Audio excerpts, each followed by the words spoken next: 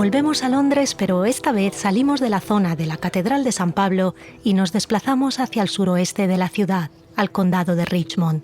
Allí, en la parte este, se encuentra Sheen, el lugar donde en la época victoriana los millonarios de la ciudad construyeron un anillo de mansiones que rodeaba el hermoso parque de Richmond, un oasis de verde y tranquilidad y hogar de cientos de ciervos. En esa época, por las calles de Sheen, podía verse a Mary Ann Evans, una escritora que, como habían hecho las hermanas Bronte, publicaba bajo un seudónimo masculino, George Eliot. De su mejor obra, Middlemarch, Virginia Woolf diría: «Por fin una novela inglesa que está escrita para adultos». Mary se había establecido en 1855 en Sheen con su marido, el filósofo Henry Lewes. Exactamente 100 años después, un par de calles más abajo, otra Mary, llegada desde Birmingham, daba a luz a su primer hijo, Tim. Mary era matemática, al igual que su marido, Conway. A la pareja, además de los números, les apasionaban los trenes y en cuanto Timmy aprendió a caminar, lo llevaban con ellos a las estaciones de la ciudad para que viera todos los modelos. La afición contagió al niño y el pequeño creció jugando con un montón de trenes eléctricos. Una tarde agarró un par de libros de la biblioteca de sus padres para construir un túnel y uno de ellos le llamó la atención. Era el libro de Robert Kemp, Pregúntamelo todo. El título le pareció mágico y por primera vez aparcó el tren por la lectura. Cuando su madre lo llamó a cenar, Timmy había pasado toda la tarde aprendiendo las curiosidades que había recopilado Robert Kemp. Soy Nuria Pérez y este es el tercer episodio de Bendita Sed, el podcast que celebra los 60 años de la editorial Alfaguara. ¿Cuál fue el libro que marcó tu niñez? Quizás creciste viajando a lomos de un dragón con la historia interminable de Ende, riéndote a carcajadas con las brujas de Roald Dahl o compartiendo con Huck Finn las aventuras de Tom Sawyer.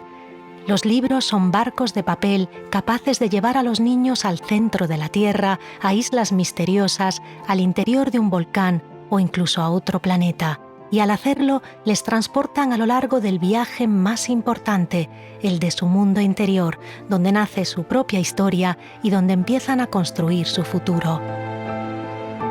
Un libro para un niño es un cofre lleno de regalos. Contiene herramientas para resolver todo tipo de problemas, alas para dejar volar su imaginación, superpoderes que no conocen límites y amigos siempre disponibles, capaces de entenderlo cuando todos los demás no consiguen hacerlo. Para un cierto tipo de niño, a menudo sensible o solitario, los libros son ramas con las que construir un refugio, un fuerte de defensa contra un mundo que no siempre comprenden, un lugar donde pueden ser ellos mismos y donde pueden brillar cuando a su alrededor solo perciben oscuridad. Son los que atesoran el carnet de la biblioteca, los que anhelan terminar una colección, los que viven lo que leen con la misma intensidad que los juegos del patio del colegio. En las pequeñas memorias, José Saramago escribió: «Esencialmente, las adolescencias se parecen todas, solo las infancias son únicas». En cierto modo, este libro puede entenderse como el pago de una deuda. Creo que todo lo que soy se lo debo a aquel niño. Fue él mi arquitecto. Muchos de esos niños inevitablemente crecen queriendo ser escritores. Tienen dentro esa curiosidad generosa de tradescans y de los enciclopedistas. Quieren contribuir y formar parte del mundo donde son más felices para que otros puedan hacerlo. La infancia del futuro escritor huele a virutas de lápiz y a migas de goma, y está hecha de versos tímidos y de cuentos en los que el entusiasmo todavía supera la destreza. Pero no se rinden, quizás porque intuyen, como aseguraba Roald Dahl, que ese oficio les recompensará con la libertad que da que tu único jefe sea tu propia alma.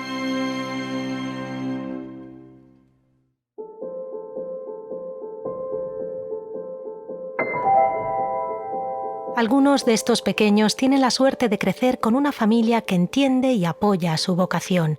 Aisha de la Cruz se hizo escritora gracias a su abuela, que le enseñó a leer y a escribir porque seguramente a ella también le hubiera encantado ser escritora. Era una mujer sin estudios, pero llenaba cuadernos que guardaba en un armario. Aisha recogió ese legado. A los 8 años leyó las novelas de Jane Austen y las de las Bronte y escribió un cuento. A las maestras del colegio les gustó y lo hicieron circular, y aquello le dio seguridad. Ya en la adolescencia empezó a escribir de manera más terapéutica. Era tímida y le costaba que le dejaran hablar en las reuniones familiares. En la escritura encontró la oportunidad para explayarse sin que nadie la interrumpiera. La chilena Marcela Serrano creció entre papeles y máquinas de escribir porque sus padres eran escritores. Pasaba varios meses al año en el mundo rural, un campo salvaje donde ni siquiera contaban con electricidad, así que los libros eran el pasatiempo diario. Sus padres, aunque apoyaban sus inquietudes literarias, en un principio la animaron a dedicarse al arte, que también se le daba bien. Pero al final Marcela encontró en la escritura un vehículo mucho mejor para honrar el compromiso que tiene con Chile y con el feminismo, la causa que más le mueve. Otro escritor que encontró apoyo en su familia fue José María Merino. Su padre pensaba que la mayor riqueza de la familia era tener una biblioteca y le dejaba leer siempre lo que quisiera porque, decía, en aquellos tiempos había ya demasiadas prohibiciones. Gracias a sus lecturas, José María hacía muy buenas redacciones en el colegio, a menudo inventándose cosas que no había vivido, como la vez que se saltó una visita escolar a una fábrica y aún así escribió la mejor redacción de la clase solo con lo que le habían contado sus compañeros. Muy pronto empezó a escribir cuentos misteriosos llenos de imaginación. Para él, realidad y fantasía, en este mundo tan lleno de rarezas, van de la mano.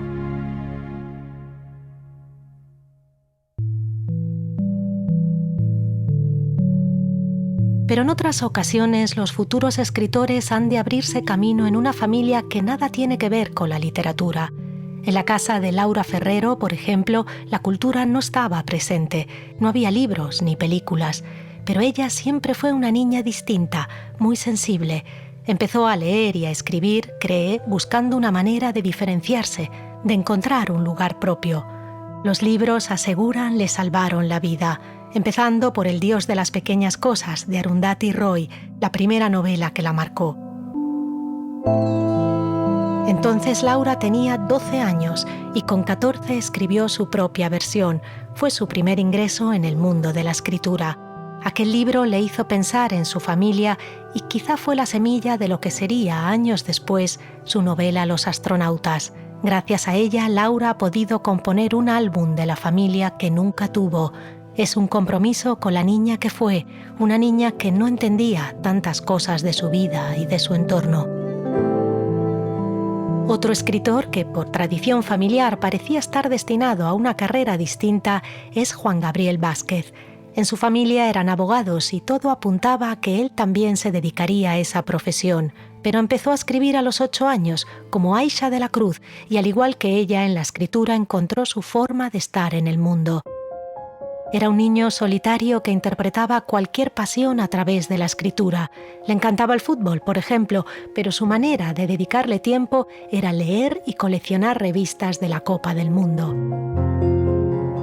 En un principio intentó seguir la tradición familiar y se inscribió a la Facultad de Derecho, pero con 19 años se plantó. Decidió dejar todo de lado para dedicarse a ser escritor. El empujón se lo dieron, en especial, las obras de Vargas Llosa, a las que por ese motivo sigue estando profundamente agradecido. El padre de Vargas Llosa no aprobaba la vocación literaria de su hijo y lo metió en la Escuela Militar Leoncio Prado, pensando que aquello lo alejaría de su sueño. Sin embargo, sucedió justo lo contrario. Sus compañeros de colegio, los cadetes, recibían cartas de amor de sus novias a las que no sabían cómo responder y pronto contrataron a Mario para hacerlo. Él se divertía de lo lindo inventando promesas de amor y empezó así a desarrollar una escritura que bebía de las muchísimas lecturas de su niñez. Con solo 9 años había roto a llorar tras leer la muerte de D'Artagnan. Era un niño solitario y, según declaró cuando recogió el premio Nobel, la escritura en su infancia fue mucho más que distracción o entretenimiento, fue una verdadera tabla de salvación. Leer era entrar en un mundo cálido donde se sentía feliz. La madre de Mario le contó que las primeras cosas que había escrito de niño eran continuaciones de las historias que leía porque le apenaba que se terminaran o quería cambiarles el final. Cuenta Mario: ¿acaso sea eso lo que me he pasado la vida haciendo sin saberlo, prolongando en el tiempo, mientras crecía, maduraba y envejecía, las historias que llenaron mi infancia de exaltación y de aventuras? Para algunos escritores, lo que alimentó la vocación en la niñez no fue la familia o la soledad, sino el entorno. Para Bernardo Achaga, la escritura es una manera de reencontrar un contraste que de niño lo había impactado. Existía en su infancia una vida corriente hecha de la calle, los juegos y el frontón, y otra dentro de la iglesia de su pueblo, Asteasu, un lugar perfumado con incienso y adornado de flores, casi siempre en penumbra, donde se escuchaba el latín y sonaba el órgano. Esa fue su primera experiencia con la otredad, con esa sensación de que existe otra vida, otra realidad.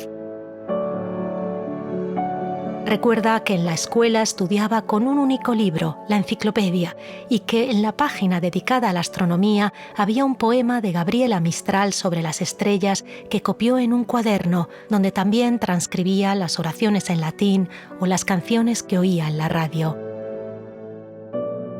La emoción que sentía experimentando otros mundos fue lo que lo convirtió en escritor. Los viernes el profesor de literatura, al que llamaban Padre Vicente, les ponía como tarea de fin de semana una redacción, pero no debían inventarla. Él se las dictaba y ellos tan solo tenían que volver a copiarla con buena letra.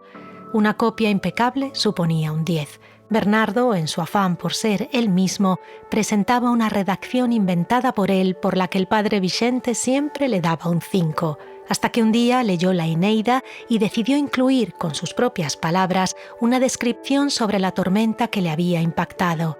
Ese lunes, y gracias a Virgilio, Bernardo consiguió un 6.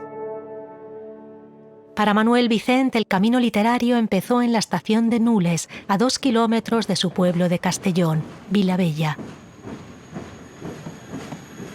Cada miércoles llegaba un borreguero con un vagón chirriando y soltaba un paquetón de tebeos. El pequeño Manuel corría hasta allí con su bicicleta y aguardaba el tren junto al kiosquero, que se los vendía en el mismo andén. ¿Recuerdas la escalera de la que te hablé ayer, aquella donde Manuel Rivas se quedaba escuchando de noche los cuentos de su abuelo?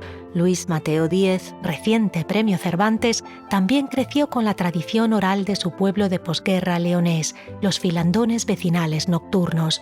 Escuchaba con mucha fascinación las leyendas y los romances, y el vacío que tenía aquel niño inocente se llenaba con lo que le contaban. Todo se le quedaba, lo rumiaba, divagaba, y así surgió el pequeño fabulador que sintió el deseo de escribir. En sus novelas casi siempre hace frío, en recuerdo de aquella infancia de inviernos duros y de palabras contadas en la nieve. Ray Loriga, en cambio, no recuerda haber sentido frío en juventud. Quizás cuenta porque tenía muchísima energía. De niño leía sin parar, combinaba las lecturas de los clásicos del colegio, Calderón, La Celestina, El Lazarillo, con los libros de su madre, que había vivido en Venezuela y volvió de allí con un montón de novelas de autores latinoamericanos. Con 18 años encontró un trabajo de tarde en una tienda que le permitía pasar las mañanas leyendo en la Biblioteca Nacional y luego, a la hora de comer, irse a buscar escritores con los que conversar al Café Gijón. Todavía recuerda lo mucho que le impresionó leer en El País una crítica entusiasta a su primer libro, Lo peor de todo. Para él, recuerda, ver su foto en El País sin ser un criminal era un triunfo.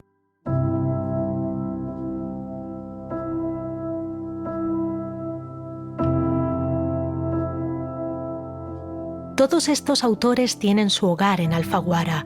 ¿No sería maravilloso poder viajar en el tiempo y releer las páginas que escribían cuando eran niños? Me encantaría, por ejemplo, leer los cuentos de otra escritora del sello, Rosa Montero, que con tan solo 5 años llenaba cuadernos con historias de ratitas que hablaban y vivían aventuras. Estoy segura de que eran divertidísimos.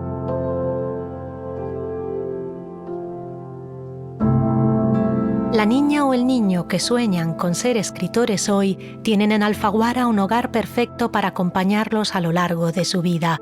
Su catálogo infantil y juvenil incluye obras maravillosas como las de Roald Dahl, Michael Ende, Jane Austen o Louise Mary Alcott. Es una selección donde no hay adaptaciones, sino libros creados específicamente para ellos.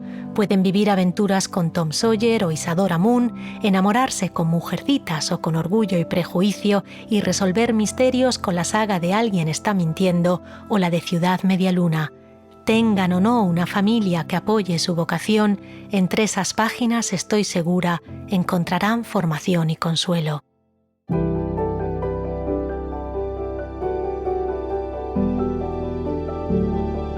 Cuando el pequeño Timmy terminó de leer Pregúntamelo todo, volvió a empezar. Estaba fascinado con la cantidad de información que escondía el libro y a lo largo de su infancia volvió a él una y otra vez. Una de las entradas le llamó especialmente la atención. Era sobre cómo alejar las arañas de las casas e incluía esta curiosidad. Se necesitan 27.600 arañas para producir medio kilo de tela. Aquel dato lo impresionó muchísimo y 15 años más tarde nos cambiaría la vida a todos. Te lo cuento mañana.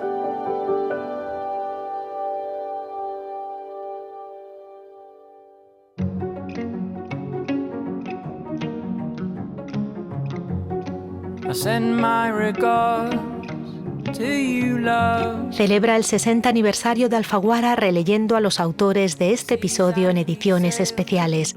Escápate con los protagonistas de Caídos del cielo de Ray Loriga. Adéntrate en el hermoso barrio de La Candelaria en Bogotá con El ruido de las cosas al caer de Juan Gabriel Vázquez. Reflexiona sobre la complejidad de la situación del País Vasco con El hombre solo de Bernardo Achaga. Visita la isla chilena de Chiloé con El albergue de las mujeres tristes de Marcela Serrano o descubre mensajes que cambian la vida con El expediente del náufrago de Luis Mateo Díez. Seguimos mañana.